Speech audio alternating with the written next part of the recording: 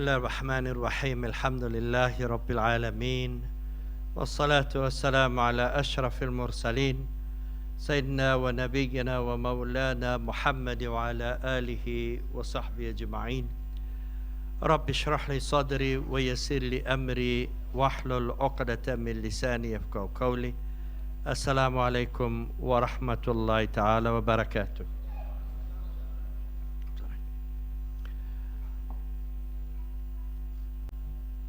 When Allah subhanahu wa ta'ala praises the Nabi Muhammad sallallahu alayhi wa sallam as a person with the greatest amount of akhlaq and adab that will be until the day of Yawm al-Qiyamah,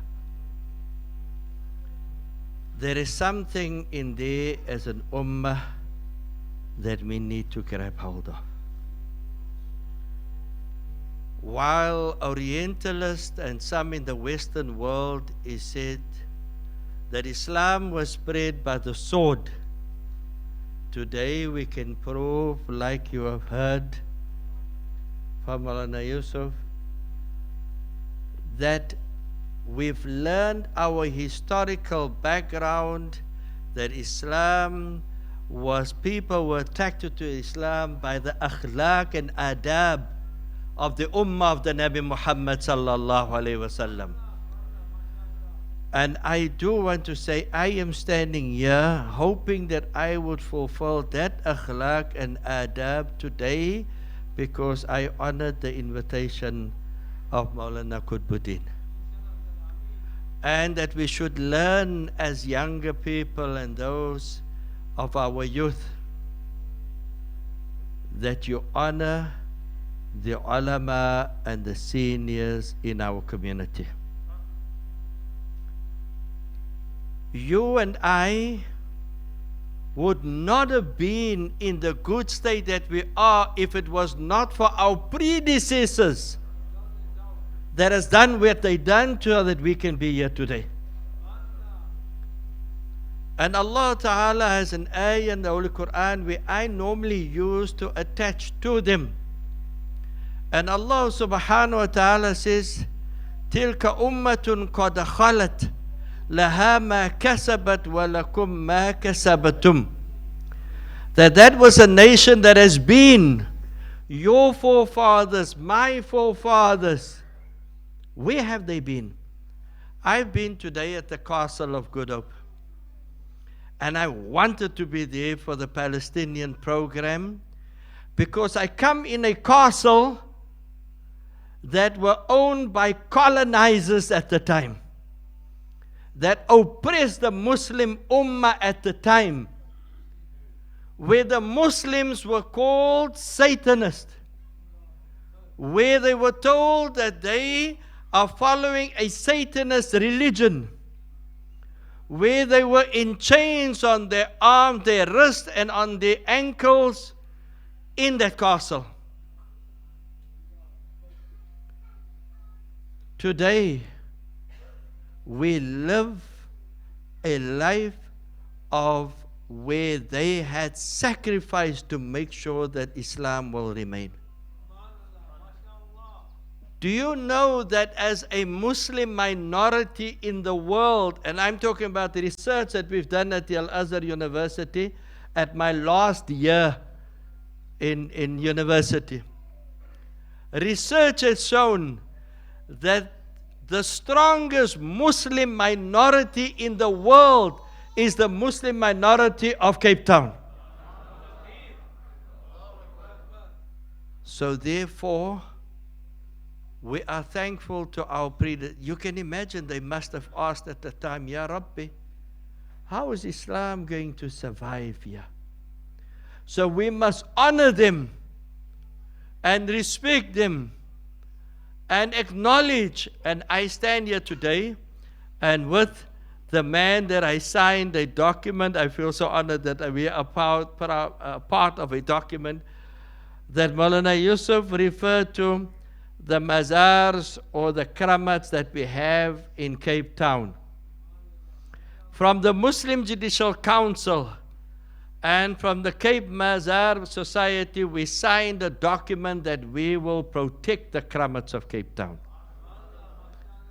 And today, we have Maulana Yusuf that speaks on how that Kramats is protecting us. So therefore, first of all that I want to say, let us maintain the akhlaq and adab of the ummah of the Nabi alayhi salatu wasalam. Because there is no better way. وَمَا أَتَاكُمُ الرَّسُولُ فَخُذُوهُ وَمَا نَهَاكُمْ عَنْهُ فَانْتَهُ. Says Allah subhanahu wa ta'ala, what the Nabi alayhi salatu wasalam tells you, do it, then do it.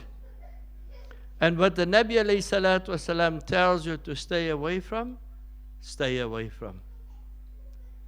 أَكْمَلَ الْمُؤْمِنِينَ إِيمَانًا أَحْسَنُهُمْ خُلُقًا. That is the words of the Nabi alayhi salatu wasalam. If we want to measure our iman, you have an opportunity, you have a tool to measure it. You have a tool to measure how is my iman. The Nabi alayhi salatu wasalam says that the most complete of you of iman are those with the best akhlaq and adab. The best character, the best morals, the best ethics. And when we come on the painful things, you must allow me to mention, because Palestine is in our hearts. Gaza is in our hearts. We cry constantly. Now Lebanon has also been added. But if there's one thing that we learn, or that we've learned, and we constantly learn from Gaza and Palestine, is inna salati wa nusuki wa mahyaya wa mamati lillahi rabbil alameen. Myself, I don't count myself on that level. I cannot speak for your honorable selves. That we reach that level where a person of old age walks in the streets of Gaza giving out chocolates. And I said this in my masjid, in my khutbah, because you have to learn from these people. Gives out chocolates, and the people is asking him, why are you looking so happy? You're giving out chocolates and sweets. He says, my whole family is shaheed. Allahu Akbar wa lillahi alhamd. My whole family shaheed. I am thankful to Allah subhanahu wa ta'ala for honoring my family by becoming shuhada lillahi subhanahu wa ta'ala.